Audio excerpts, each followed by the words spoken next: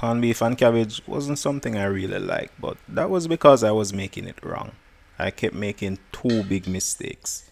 This dish is actually incredibly multicultural, showing up in many countries around the world in many different forms.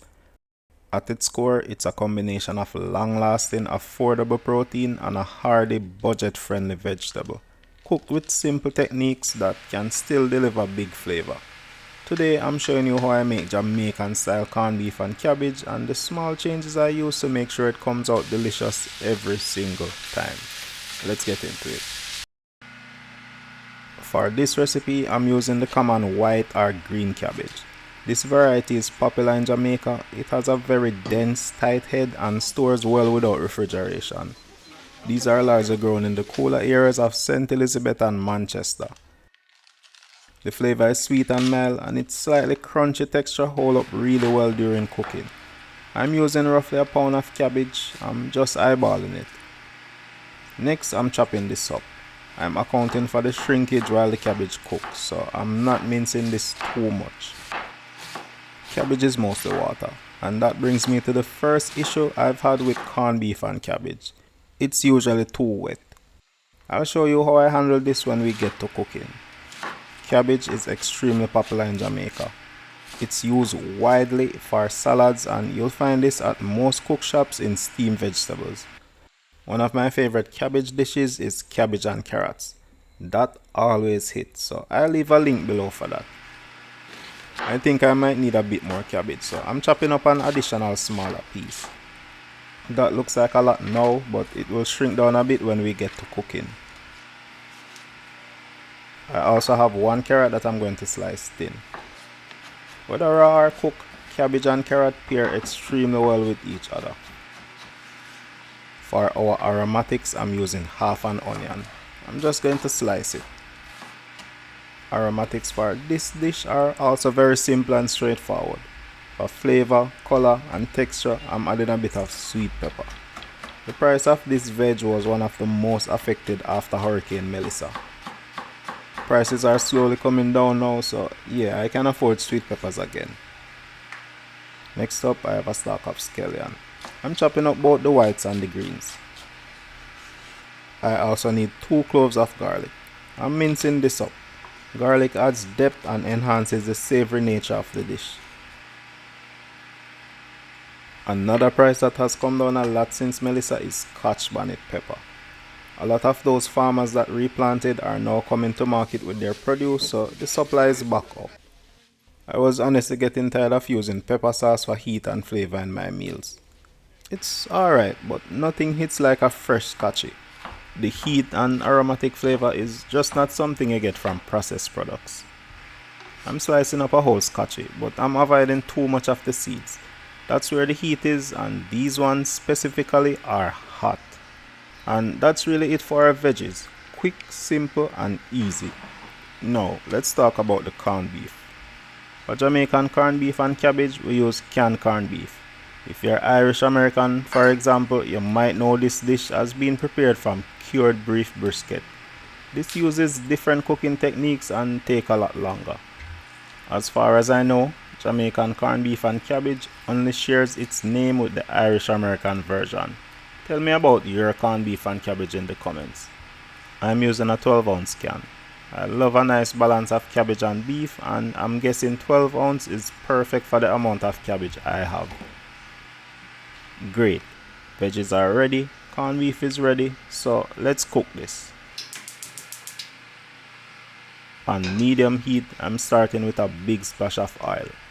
Once that's hot, I'm going to add the aromatics, starting with the garlic.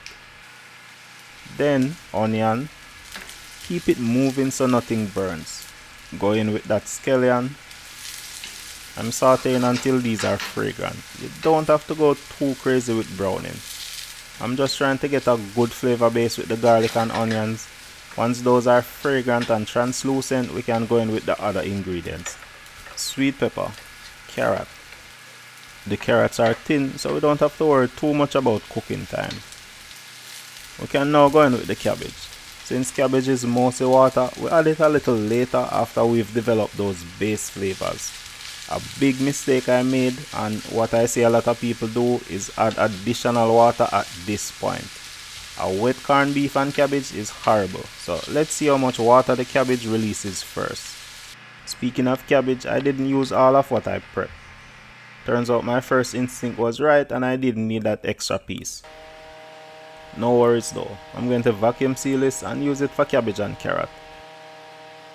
Vacuum sealing extends the shelf life of food, and I'll make a video on that soon. I left a link in the description for this vacuum sealer, so check it out if you're interested. This will stay good in the fridge for about an extra week with no discoloration.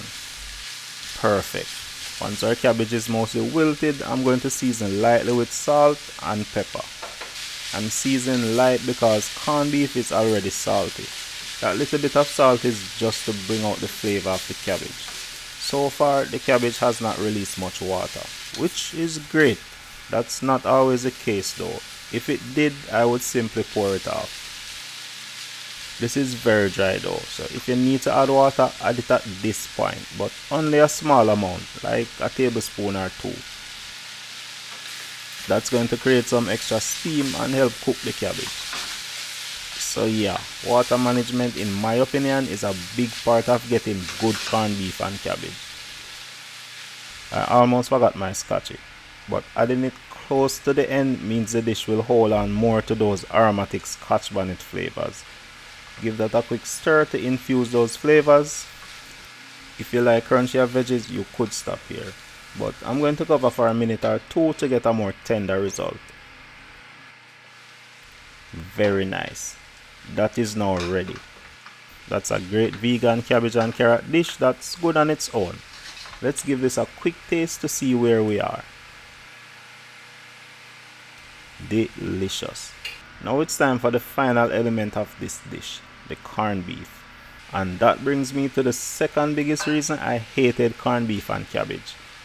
I'm adding the corned beef right at the very end because corned beef, which is already cooked, overcooks extremely easily.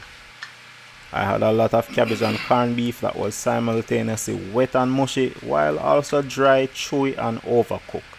The corned beef was usually added much earlier, sometimes right after sauteing the aromatics.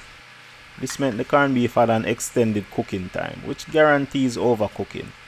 Adding the corned beef at the very end, once we've developed all the flavors and managed the water of the cabbage, is the best way I know to get consistently delicious corned beef and cabbage.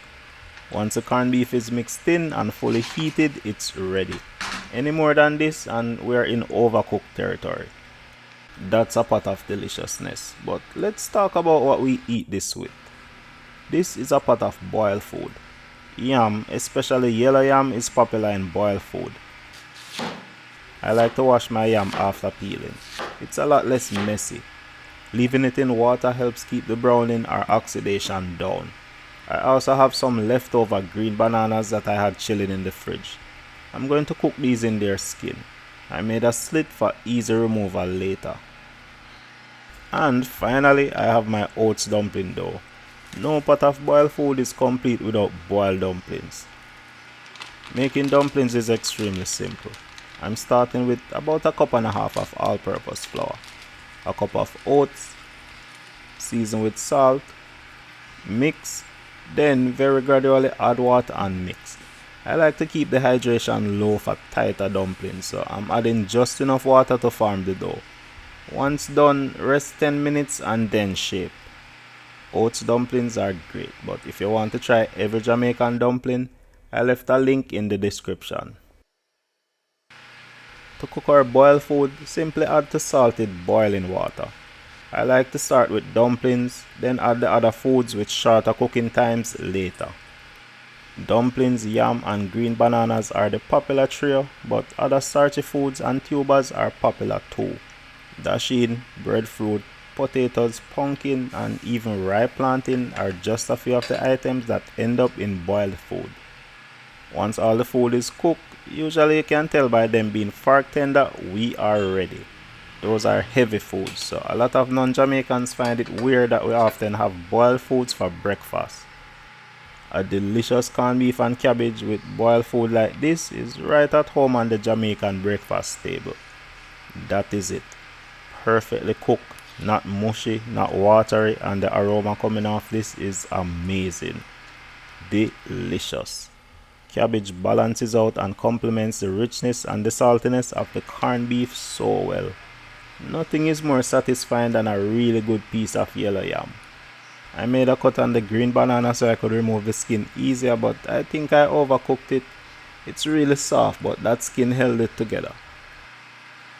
Oats dumpling is one of my favorites. It's not flashy, but it's tasty and very satisfying. A perfect pairing for corned beef and cabbage. If boiled food is not your thing, corned beef and cabbage also pairs really well with some white rice.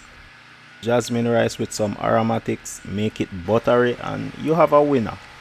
This is a lot quicker than boiled foods and just as filling and satisfying. I'm Nick, and this one was especially delicious. Shout out to our patrons, thanks a lot for the support. Thank you for watching, liking and subscribing. Tell me about your corned beef and cabbage below.